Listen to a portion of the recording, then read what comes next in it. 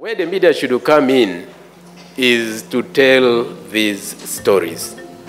Stories of poor people, when they're the ones telling it, it's much more compelling. Poor people can learn from their fellow poor people. But when you get these inspirational speakers who tell you I began from a chapati, and those are the stories the media highlights, that the man started selling from chapati and now he's a billionaire. You know, they look so wonderful, but they are, in most cases, just fake stories meant to.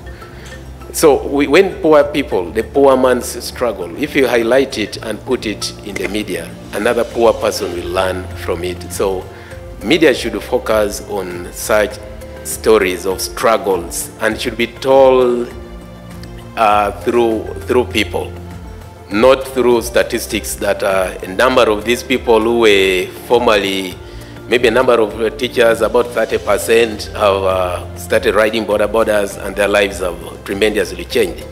We need to move away from statistics and go into realities and bring real life stories. Let's hear stories of these poor people, their coping mechanism, for example, how a family is coping up in this COVID situation.